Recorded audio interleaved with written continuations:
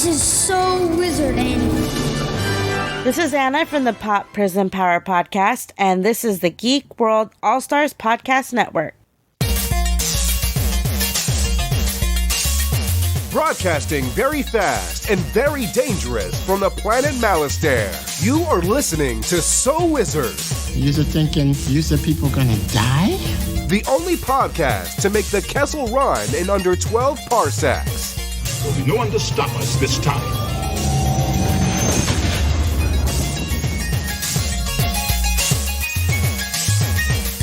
What's going on, everybody? It is time for episode number 286 of the So Wizard podcast. I'm your host, Joey DiCarlo. My co-hosts are the queen of all nerds, Aubrey Litchfield. Look at that. The decade has gone. And the expert, Mr. Marquis Marcellus Reagans. What is going on, everybody? Good to be here. You are listening to So Wizard Podcast, where three friends discuss the world of nerd, podcasting weekly on the Geek World All-Stars Podcast Network. This week, we're going to be counting down our top 5 movies of the 2010s. But before we get into all that, how's everyone doing? Mark, what's going on? Oh, same old, same old. Another week, another screening of Star Wars, Rise of Skywalker. You're out of control. I am. I think this one might be my last time. Maybe. I don't know. I do have a few friends that still haven't seen it yet, so I'm like, all right, maybe I can use that as an excuse to watch it again.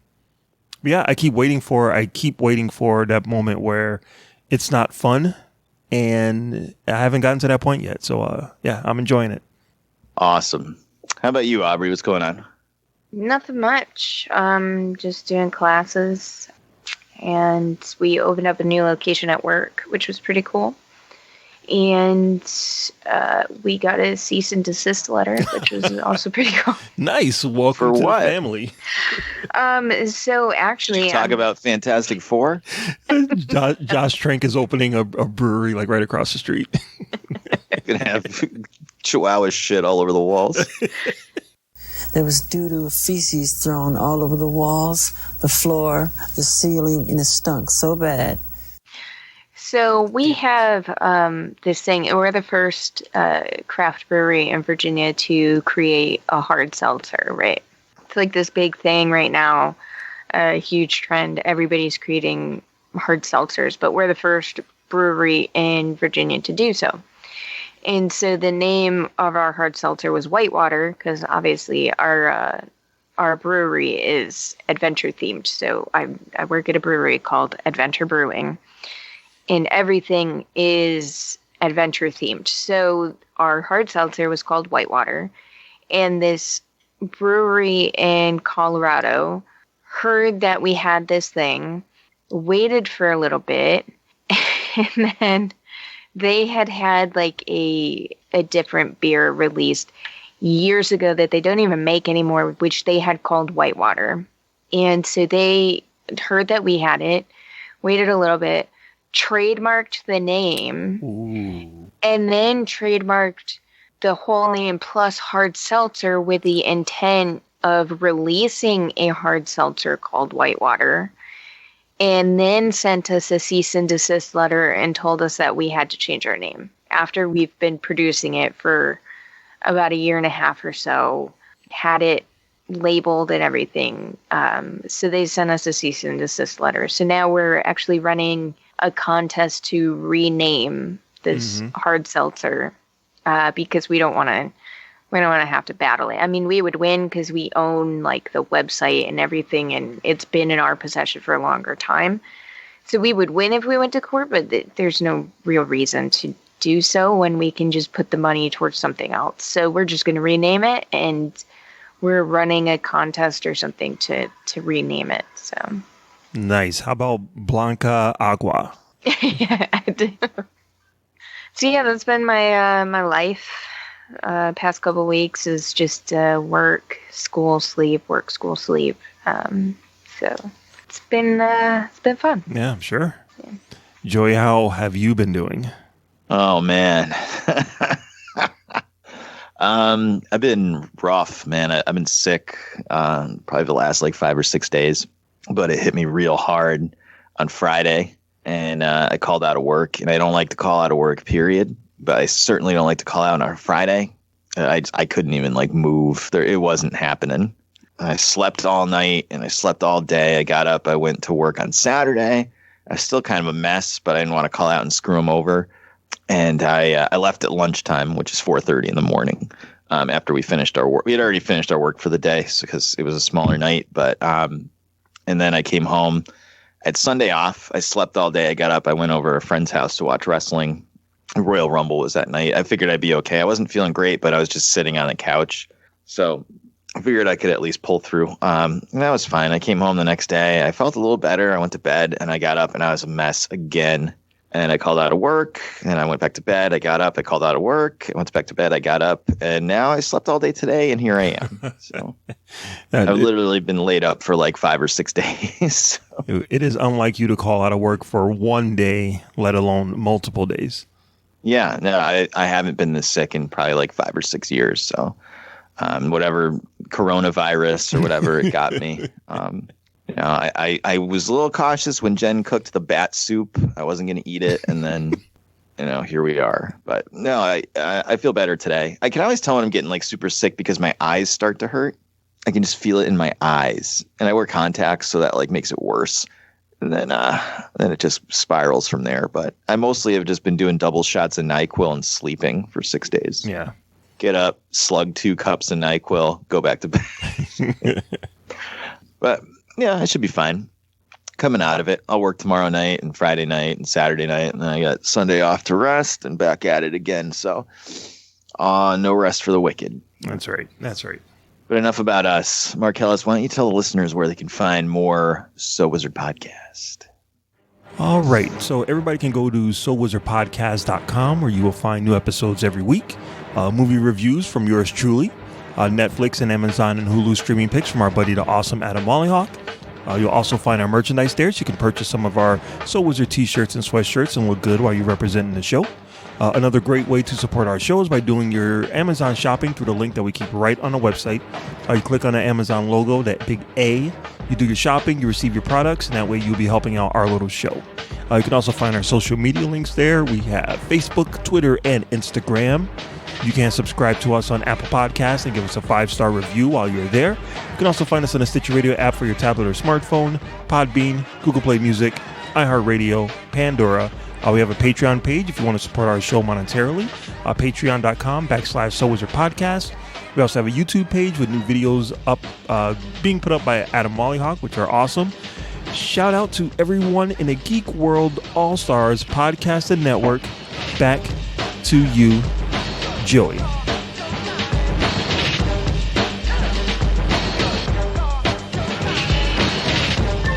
Boys. How poignant. So yeah, we're not going to do any news this week. We're just going to jump right into that main topic, which is the top movies of the 2010s. Now, this is not a consensus list. This is going to be all our individual lists as we count down from 5 to 1. This also is not a scientific list. This isn't us sitting down and figuring out what are legitimately the best movies. I always feel like we have to have that kind of asterisk. Like, this is what we liked the best. Right. So you know what? There probably are better movies on other people's lists, but fuck those lists. I don't care about those lists. It's about my list. So everything with Brie Larson on it is on my list. Wait, we can especially The Room. You have to, explain the rules to this, because the rules of making this list kind of messed me up a lot. Because there's only one really good answer for what's been good movies over the past 10 years. So you can't franchise load your list. It was basically what I wanted to make sure we had a breadth of different choices. Yep. So if you're going to pick a Star Wars movie or a Marvel movie or a DC movie or a James Bond movie, whatever, you can only pick one from each franchise. You can't franchise load your list. You can't go Avengers 1, 2, 3, 4, 5 done. Because my list would have been done really quickly. I know. That's why I didn't want to do it. I wanted to get some deeper cuts from you guys. So we've been a podcast for 5 the last 10 years of this decade. So I figured we covered quite a bit. Which would definitely help Aubrey out because probably for those first 5 years she didn't watch shit. I know, exactly. I don't know if Legally Blonde 1, 2, 3, or 4 came out during the first half. But I guess we'll just jump into it with number 5. All right, Aubrey, what is your number 5 movie of the year of the 2010s, the whole decade, not just a year? I have down Jumanji. With Robin Williams? No.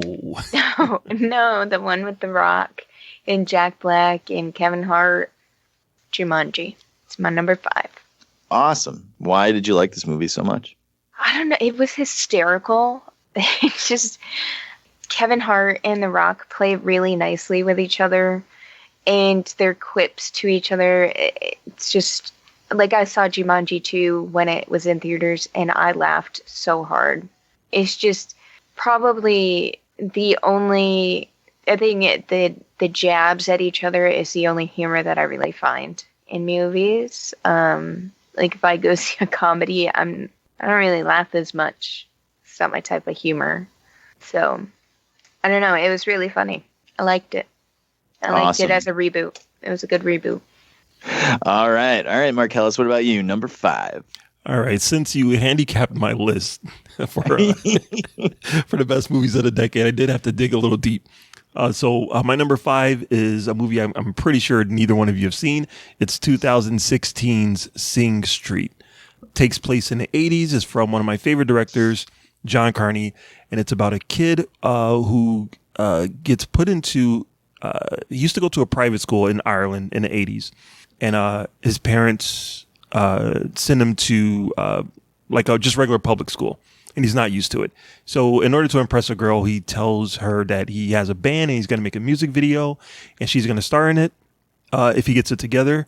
And then it turns out that he actually doesn't have a band. So the whole movie is him trying to wrangle people to be in a band with him. And it turns out that it opens up his passion for songwriting, and it is just a really good coming of age movie set in the 80s about kids in high school making a band. It's really, really good. John Carney makes these kind of songwriting movies all the time, and this is one of his best ones. I hear Paul and Wayne on the countdown always singing the praises of this movie, but I've never seen it. I don't think this is my type of movie. I know you were around in the 80s and in a way. Of course I was. I like the 80s, but I don't know. It just seems like kind of not my thing. Would it help if I said the girl from Bohemian Rhapsody that Freddie Mercury marries, I guess? Would it help if I said that she was the main girl in it? She stars in it. Was she attractive? I barely remember. Oh, it was the 80s, so it's if you like, the big hair and the jean jacket. She looked like Tawny Katane. Was she doing cartwheels on car hoods? No one looked like Tawny Katane. Come on now. I'm not interested.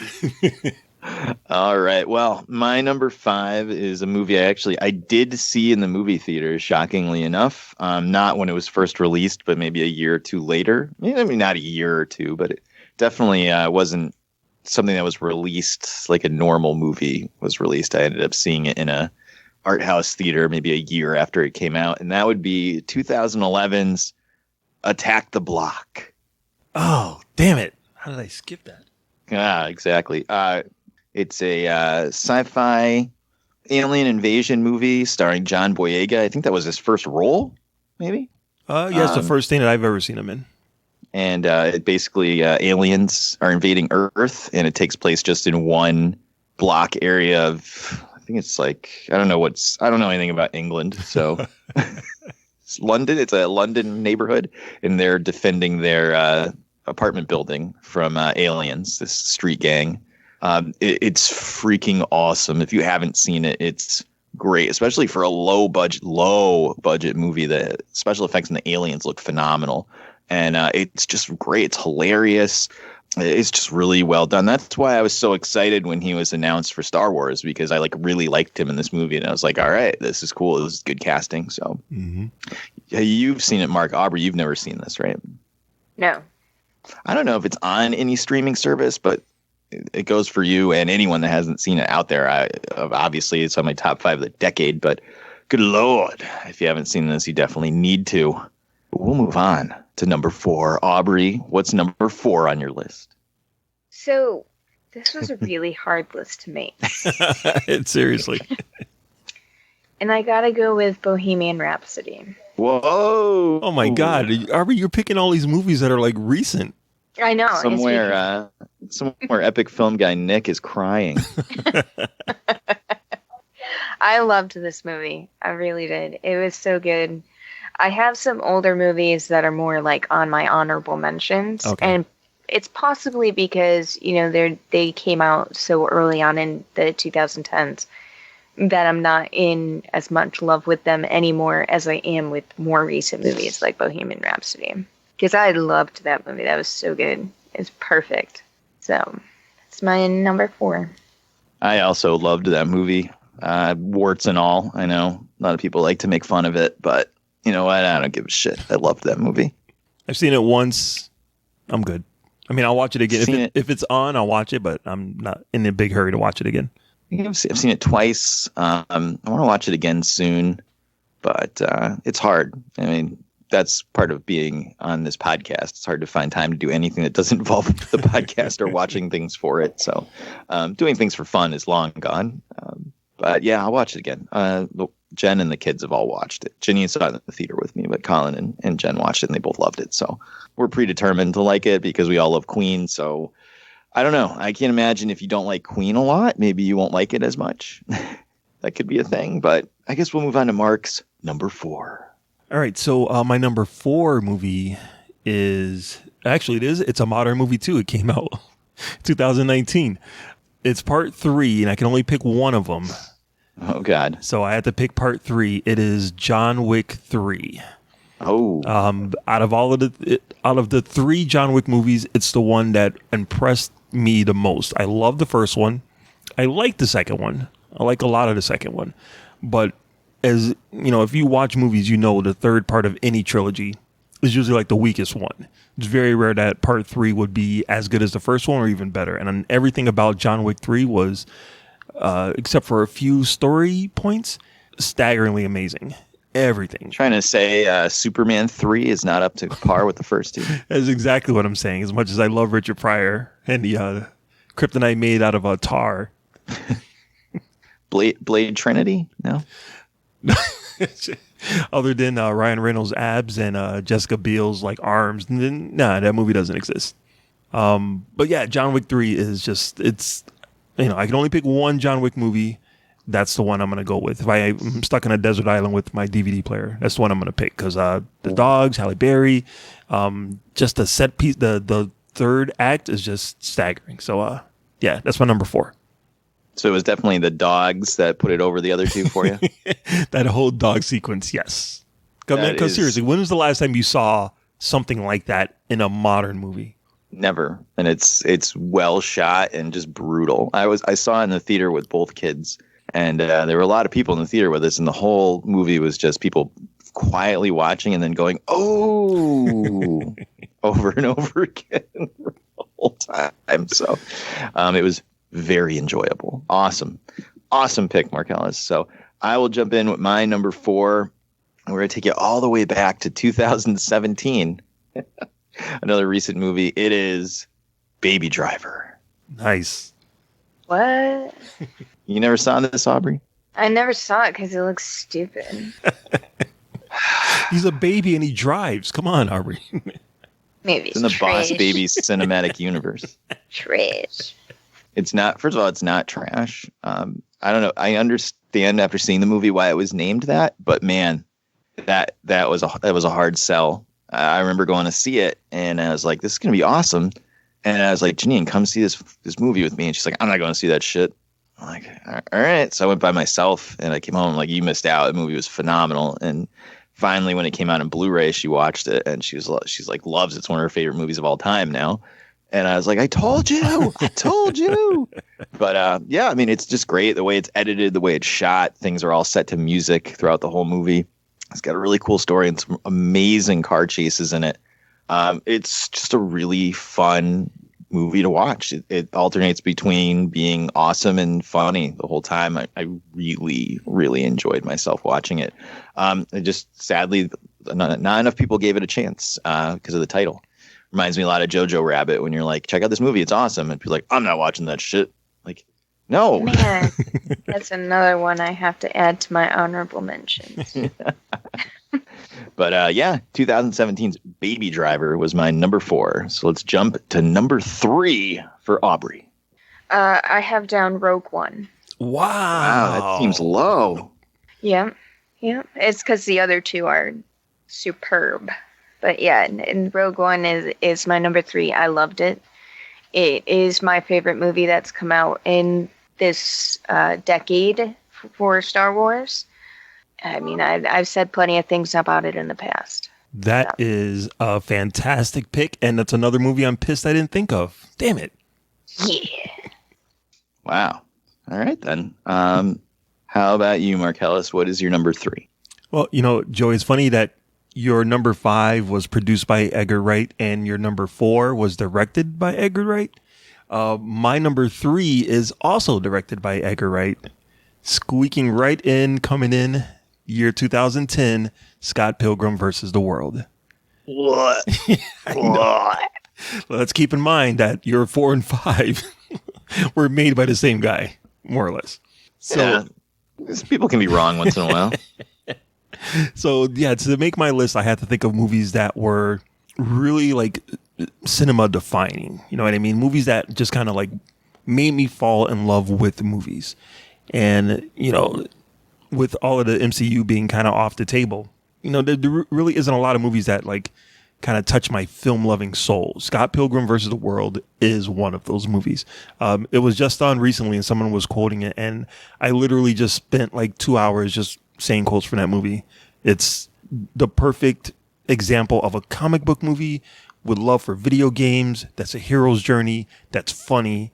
That has Brie Larson and Captain America in it. It's just a great movie. I love that movie. And if you don't like the movie, then there might be something wrong with you, Joey. I guess there's something wrong with me. I can't get over my 2 problems with that movie is, one, I hate what's his name? Michael Cera. Yeah. I can't watch it. That's I fair. can barely watch anything with him in it. It's unwatchable. Fair. Second, he steps on screen, I'm just like, I'm out. And then I just don't like the storyline. Like, we're supposed to feel bad that he doesn't have a girlfriend, but he was dating this hot Asian chick in the first half of the movie, and then he just dumped her. So, like, it's not really anything to feel sad about. Why don't you just stick with that chick then?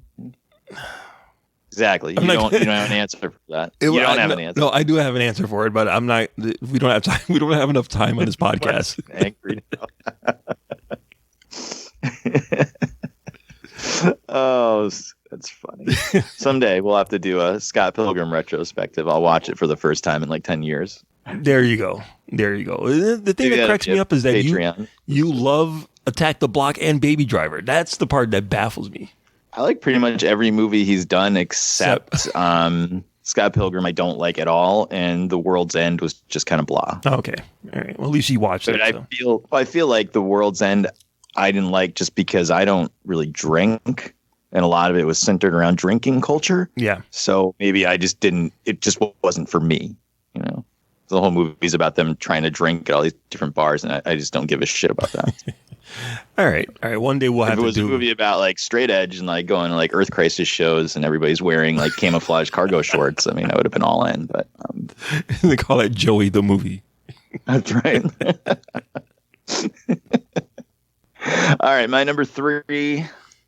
All right, we'll go back a little farther than 2011, the best action movie of the entire decade. This is The Raid: Redemption. I know Mark's seen this. Aubrey, I'm sure you've never seen this movie. Nope. I don't know if you would like it or not, but I would highly suggest it. This is what bumped a John Wick movie out of my top 5 because I knew I wanted to have an action movie in there, and it came down to this or John Wick. And I gotta tell you, The Raid is just a notch above. The action sequences are amazing, breathtaking fights. The first one, The Raid: Redemption, and The Raid 2 are directly responsible for my son now watching movies with subtitles in them. So nice. That's good too. But yeah, I mean, even just watching the highlights on YouTube or something, the fight in the hallway, it's just so good. It's so good. That's why my go-to, dream crew for movies half the time is always going to be take everyone that made the Raid and put them on this property. It's so good. They just announced today that a lot of them are going to come back and do an action movie after delving off into horror and some other things. So it's pretty exciting stuff. But yeah, I mean, if you haven't seen this, it is awesome. It's tight. It's well shot, and you will just be jumping out of your seat cheering during the action fights and the sequences. The sequel has some awesome fights as well, but the storyline is borderline incomprehensible. So it's not as good. But I actually think the fights may be better in the second one, but the first movie is just a better movie altogether. So that's my number 3, The Raid Redemption. All right, we're getting into the nitty gritty, guys. Top 2 movies of the 2010s. Aubrey, number 2. I'm really psyched to hear what you're going to say, because I thought Rogue One was going to be your number 1. So It's not. It's not. Number 2 is Logan. Sure. No. Yeah. That's fine. Judges say yes, that's okay. We'll allow that. I mean, it did come out in the 2010s. That's the best I can say. Defend yourself. Why is this your number 2 movie? It was really well done. And, I think it was sad. It had really good action pieces to it. It was really well put together, and I think it was different from what everybody thought it was going to be. You're right, Arbor. This movie it's kind of developed itself into almost a classic, like a modern day comic book movie classic, up there with like The Dark Knight. Yeah, I feel like it's more gritty than people expected it to be, and it's more. I appreciate it for what it is, and that is a gritty superhero movie that has a sad ending. Yep. And as far as we know, or as far as we're going to allow, that's the last movie of the X-Men franchise ever. Nothing else came out right there. Yeah, nothing else came out after that at all. You almost wish nothing else came out before that too. But. All right, I guess we'll allow it. It did come out in the 2010s. So, Marcellus, what's your number 2? All right, so my number 2, just to spice things up, I had to throw a little animation in there. It is 2018 Spider-Man Into the Spider-Verse. Again, it's another movie that I saw on a big screen, and it made me fall in love with movies. It reminded me why I love movies so much. It's a Spider-Man story told with a very unique animated style. It's a story of Miles Morales and his journey to become one of the many Spider-Mans throughout the universe. It's beautiful to look at. It's really funny. It has a lot of heart. It's very emotional, and there's a Biggie Smalls song that plays in the first 10 minutes of the movie. So right there, it's like one of the best. It ticks movies. all the boxes for you. Exactly. It's if a Biggie song shows up, it's a party. So I love that movie. I think it's absolutely amazing, and I'm very worried about the second one, but the first one I think is a comic book movie classic. What about if it's P. Diddy and the Family featuring Led Zeppelin? No. Okay, that doesn't make the movie good. That does not make it good. It makes it barely tolerable. Sorry. As much as I love Led Zeppelin and Diddy, but come on. That was awful. Yes, it was. If you don't know what we're talking about, Google is your friend. All right, my number 2 movie is one of the biggest movies of the entire decade, the number 1 movie of all time at the domestic box office. It was more of a cultural event than it was just going to the movies. People were crying to commercials on YouTube for months over this. Star Wars, The Force Awakens. I'm waiting for your groans. No. Out of the movies that came out this year, you have to put a Star Wars movie on there. And that would be one of the best ones. Rogue One would be the other one. So, yeah, it makes perfect sense. Perfect sense. Yeah, I mean, we've gone over this ad nauseum at this point on the show. But, I loved it. I loved the mysteries and pathways it set up for the characters. I loved soundtrack, everything. Daisy Ridley's hot. Yeah, it was great. first Star Wars movie I saw in the theater with both my kids. And as a huge Star Wars fan, it was just a religious experience almost. So for me, it's not just the movie, it's everything surrounding it. Like I said, the hype and everything, and it just landed perfectly. So that was my number 2. But now it's time. Drum roll. Number 1. Aubrey, your favorite movie of the 2010s? Avengers. Whoa. The first one? Yep. Wow. All right. Why? Why not? It was so good. It set the tone for what you wanted in superhero movies. It was phenomenal. When it first came out, it was hilarious. It was action packed. It was probably my favorite out of the superhero movies that had come out at that time. Ahead of Iron Man, ahead of Captain America, ahead of everything. It really set the bar for what those movies in the future had to live up to and become. I think that they really didn't have an idea on what they were going for when they first came out with everything. And then once Avengers came out, they really knew what they wanted to do. Yeah. It's a good pick. It's a good pick. All right. Marcellus, how about you? The number 1 movie of the 2010s, according to you? According to me, actually, and according to Aubrey, it's Avengers 2012. Yes. There was because I could only pick one. I could only pick one MCU movie. So of course, if I had my way, it would be like Endgame, Black Panther, like all of those would be in here. But I only have to pick. I can only pick one movie out of the MCU. It has to be 2012 Avengers. It is one of the crowning achievements in cinema history.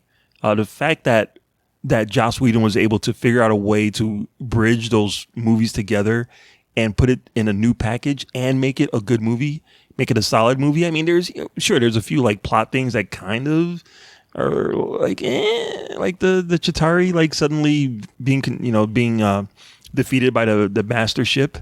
That's fine, whatever. It's small technicality. It's a comic book movie. But everything else about that movie is absolutely spot on. And it's only Joss Whedon's second movie. And the first one didn't do well. So I think it's stunning what he was able to do. I think it was fantastic that he was able to set that roadmap for what would eventually lead to Endgame.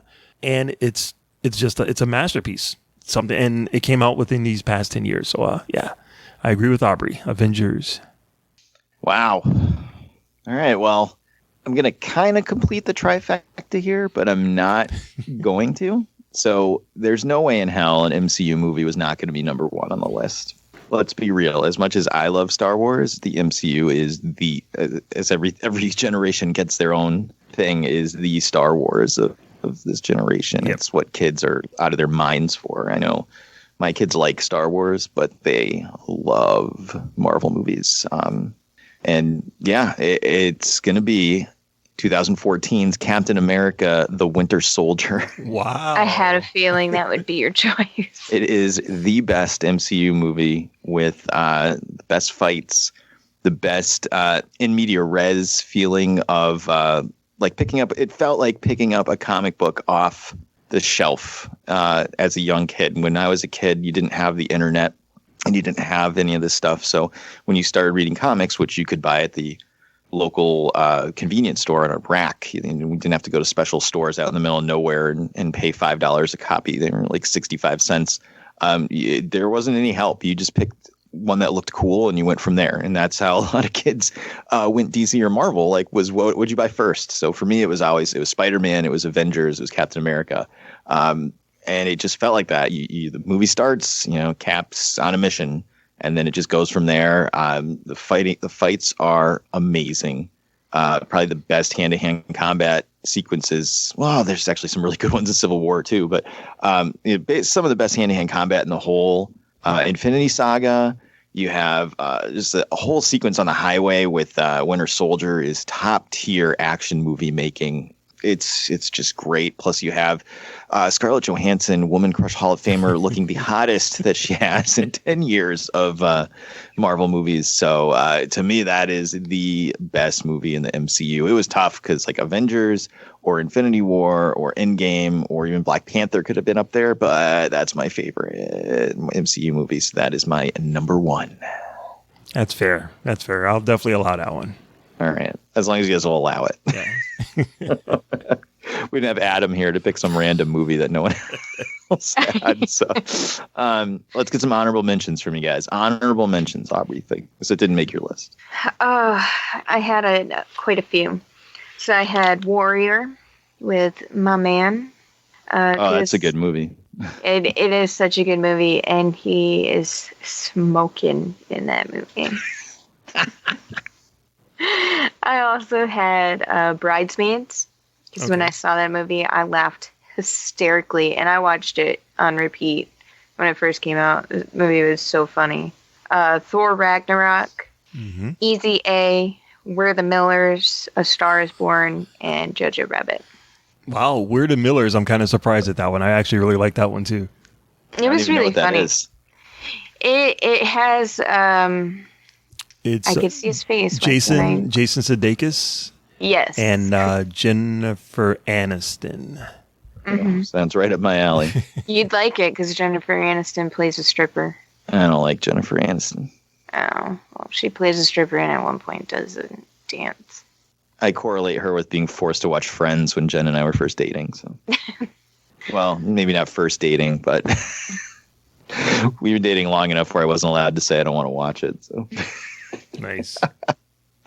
Marcellus, how about you? Some honorable mentions. So I only have two. Number one is Mission Impossible Fallout. Again, shut up. A sequel that is surprisingly better than some of the other movies in the franchise. And again, a movie that I saw on a big screen made me fall in love with movies. I just think that movie is, as far as Mission Impossible movies go, that's one of the best ones. It's amazingly good. My second one is, because to spice things up, it's an anime. A what? Why don't you understand that anime belongs in the trash? It's Your Name, anime that came out a couple of years ago.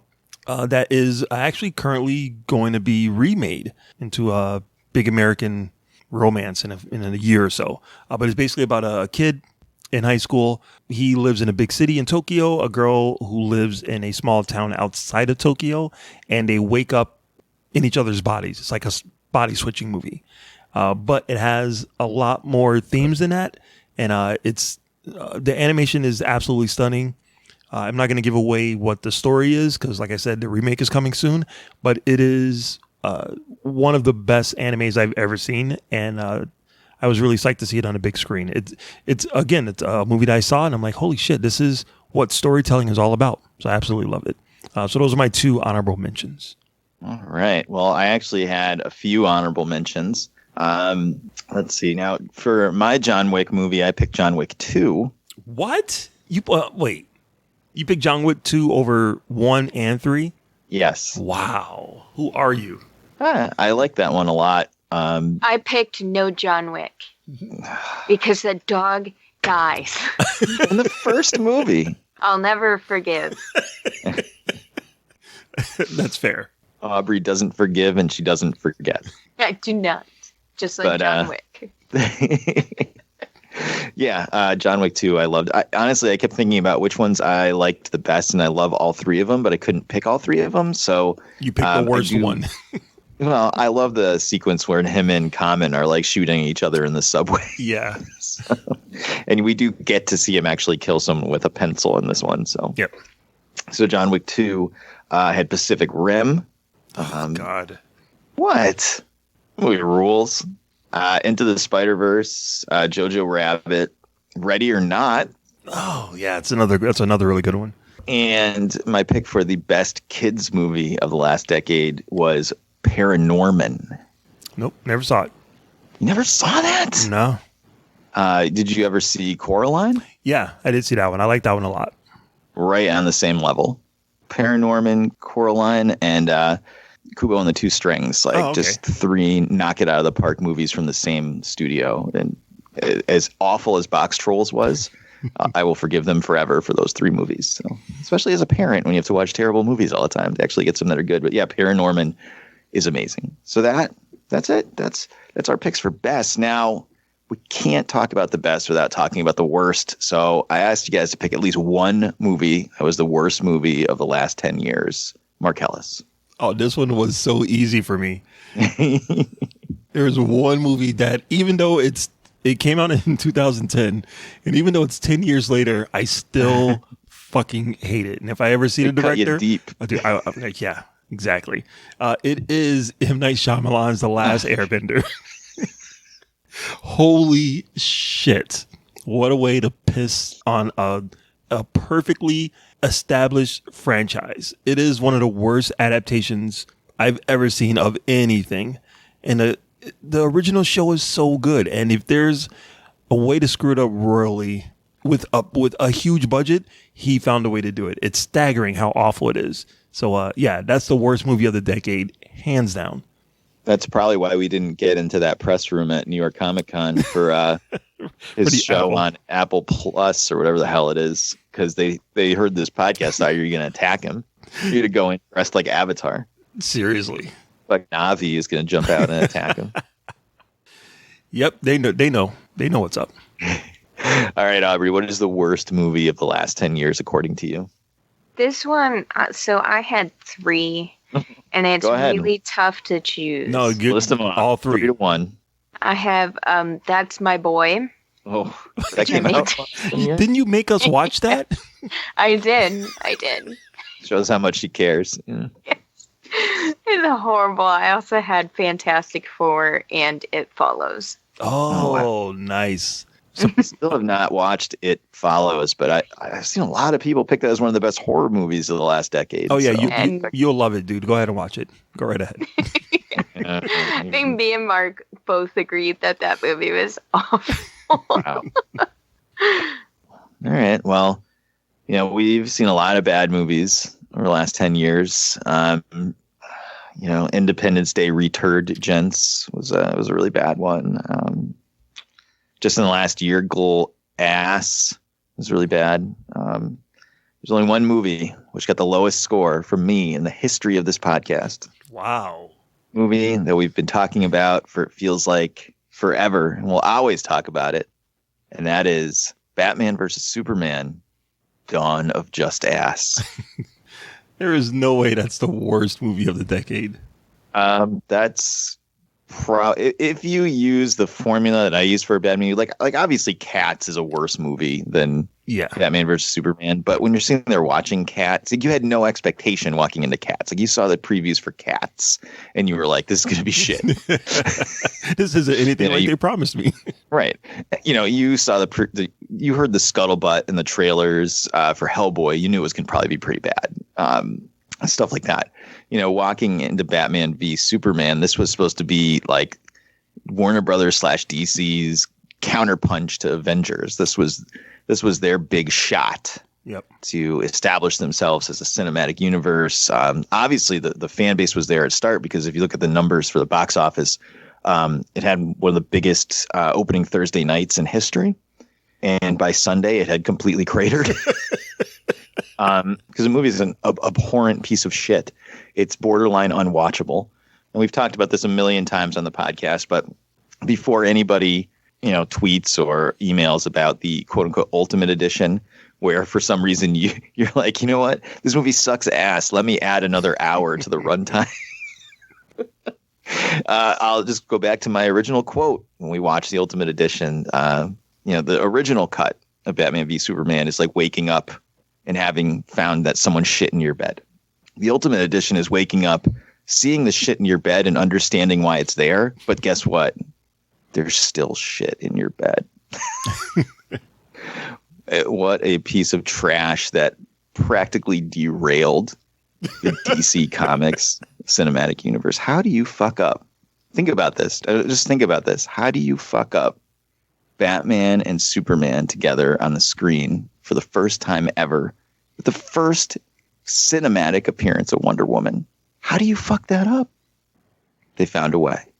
They did, and they continue to do so. Right. Just think about that. Like, The only when thing, Marvel is putting out billion-dollar movies with fucking Captain Marvel and, $800-900 million movies with Groot and Rocket Raccoon, and you can't get Batman and Superman together, right? Bro, what a colossal disaster, and no doubt the worst movie of the 2010s. see, the only thing that would make that worse, I think, is if there was an animated show called Batman v Superman that lasted for 3 seasons on Nickelodeon, and it showed you like the pattern of how the story should go, and you still made $100 million piece of shit. That's right. Oh God. Well, that is it. That is our coverage of the best and a little bit of the worst movies of the 2010s. So we're going to wrap it up, finish up for this week. Let's get some recommendations from you guys. Aubrey, what do you got? I recommend everybody go follow my work and let me know what we should rename our hard seltzer. Also, Sabrina season 3 is on Netflix, so. Oh, it sure is. Awesome. What about you, Marcellus? Yeah, I had a real quick recommendation. This has been a tough week in the athletic world. We lost a huge icon in the world of basketball with Kobe Bryant passing away, dying in a helicopter crash, along with his daughter and a bunch of other people that he knew that was traveling with him. He did a short movie a few years ago called Dear Basketball. He wrote a story about his retirement to basketball, and just him being him, just had this great idea of, what if I made this like an animated movie? And he wound up going to one of the best Disney animators, Glenn Keane, who worked on like Little Mermaid and Beauty and the Beast and Aladdin. Tangled was his jump into like the 3D world. But yeah, he got Glenn Keane to animate it, and he got John Williams to write the score for him, and he won an Academy Award, and went to go get the award, and was presented the award by. This is right when Last Jedi came out, so Luke Skywalker gave him the Academy Award, which is just amazing. But yeah, his movie called Dear Basketball. It was online for a little while. They pulled it because I think they're going to be doing an official release for it, but you can catch it on YouTube. It's about 5 minutes. It's beautiful animation, and it's a really good story of finding your passion and going after it, like Kobe did for basketball and for movies. So yeah, Dear Basketball. Awesome. Well, I will suggest that everyone goes to SoWizardPodcast.com, where they can find the podcast every week. Links to all our social media accounts on the right-hand side of the page. Movie reviews, streaming picks, so much more. SoWizardPodcast.com. Don't forget to subscribe to us on iTunes, Spotify, iHeartRadio, Pandora, just about anywhere under the sun you find podcasts. We will be there. Check out our YouTube channel. Go to YouTube, search So Wizard Podcast. You'll find us there with free weekly exclusive content. Adam's been posting nonstop, almost, it feels like, about he's got a lot of Star Wars videos coming up. He just put up the second chapter of his playthrough of Vader Immortal VR. Lots of cool stuff going up on our YouTube channel. Check out our Patreon. Just today, as we record this, I reset the tiers on our Patreon. So starting in February, even our $1 pledges on Patreon will get exclusive podcast episodes. So just to kind of explain that all to you, you pledge money to us on Patreon at patreon.com/SoWizardPodcast, monetarily supporting the show, and you can get exclusive episodes of the podcast. The 2 tiers we have are $1 and $3.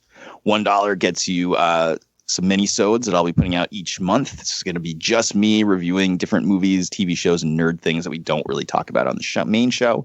If you pledge at the $3 level, you get those and an exclusive episode of the podcast where we review another movie or I Hate You Now Watch or things like that. We just did Cats last month, and that was fun. So this month we'll be doing 1917. We're going to try to do that all in one take, just like the movie. So no editing.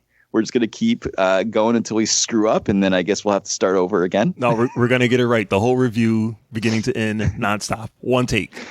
Could be a 7-hour episode, so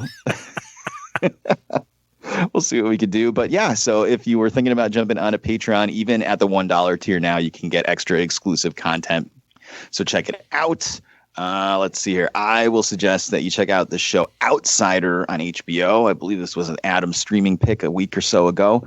I just started watching it. It is a limited series based on a Stephen King novel with Jason Bateman, director Krennic from Rogue One, and a couple other people. It's a murder mystery that starts to slowly have creepy supernatural elements seep in as it goes along. It's a little bit of a slow burn, but if you are into that creepy kind of Lovecraftian feel to things, you'll really enjoy it, because I have. So it's only 4 episodes as of right now. I think it's a total of 10. So not much to watch, but yeah, I like it so far. So we'll see if it can stick the landing. But that is going to do it for episode number 286. Is that where we're at this point? Yeah, that sounds about right. Wow. In a row of the So Wizard podcast. I've been your host, Joey DiCarlo. My co-host has been the queen of all nerds, Aubrey Litchfield. So long, and thanks for all the fish. And the expert, Mr. Marquis Marcellus Reagans. Kiss My Ass, M. Night Shyamalan, R.I.P. Kobe, Wakanda Forever. There goes that press room this year, too. We'll see you guys next week. We're going to talk all about the Super Bowl trailers for all the movies that will be dropping this weekend at the big game. Who cares about the game? Because the Patriots aren't playing, so got to go for the commercials. We'll see you next week. Good journey.